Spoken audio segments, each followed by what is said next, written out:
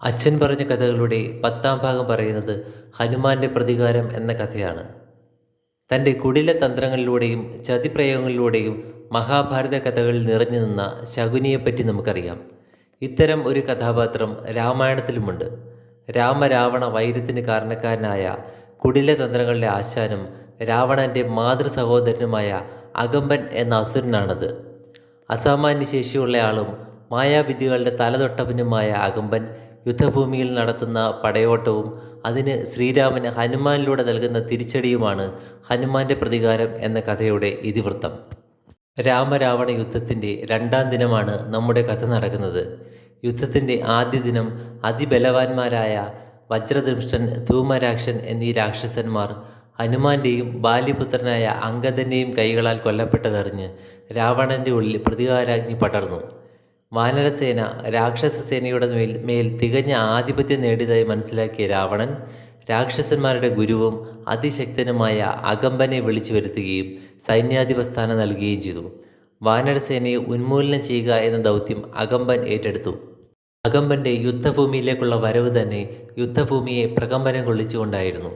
അകമ്പൻ്റെ രാക്ഷസസേനയെ കണ്ട മാത്രയിൽ ഭയചകിതരായ വാനരസേനയിലെ ഒരു വിഭാഗം യുദ്ധഭൂമിയിൽ ചിതറി ഓടി.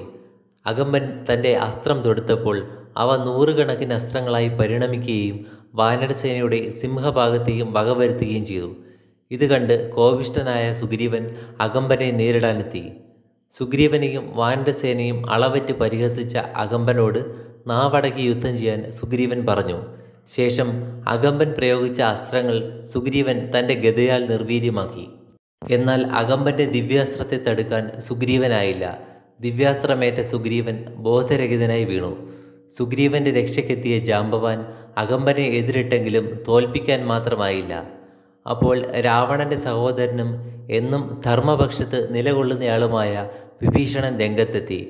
അകമ്പൻ അതീവ ശക്തിശാലിയാണെന്നും രാക്ഷസ ഗുരുവായ അകമ്പനെ പരാജയപ്പെടുത്താൻ അസാമാന്യ ശേഷി തന്നെ വേണം എന്നും പറഞ്ഞ വിഭീഷണൻ രാമലക്ഷ്മണന്മാരെപ്പറ്റി ഏഷണി പറഞ്ഞ് രാവണൻ്റെ മനസ്സിളക്കിയതും സീതാദേവിയെ തട്ടിക്കൊണ്ടുപോകാൻ രാവണന് ബുദ്ധി ഉപദേശിച്ചതും അകമ്പനായിരുന്നു എന്ന് കൂട്ടിച്ചേർത്തു. അകമ്പനെ വധിച്ചില്ലെങ്കിൽ യുദ്ധവിജയം അസാധ്യമാണെന്ന് മനസ്സിലാക്കിയ ശ്രീരാമൻ ഒരു തീരുമാനമെടുത്തു. വാനരസേനയെ അധിക്ഷേപിക്കുകയും സർവനാശം വരുത്തുകയും ചെയ്ത അകമ്പനെ വാനരശ്രേഷ്ഠനായ ഹനുമാൻ തന്നെ നേരിടണമെന്നും ഹനുമാന് മാത്രമേ ഇനി വാനരസേനയുടെ ആത്മവീര്യം തിരിച്ചുപിടിക്കാൻ സാധിക്കൂ എന്നും ശ്രീരാമൻ നിർദ്ദേശിച്ചു.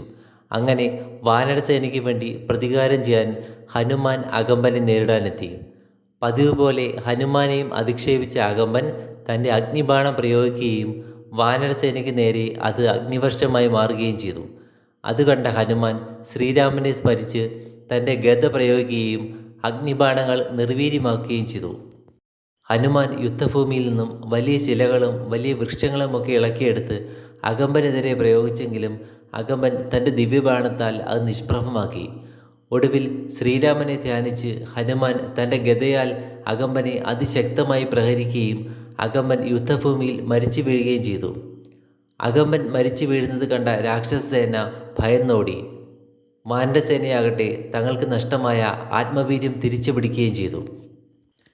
ഇതാണ് ഹനുമാന്റെ പ്രതികാരം എന്ന കഥ. ക്ഷമയോടെ കേട്ടിരുന്നതിന് നന്ദി. അച്ഛൻ പറഞ്ഞ കഥകളുടെ 11ാം ഭാഗത്തിൽ കാണാം. Thank you.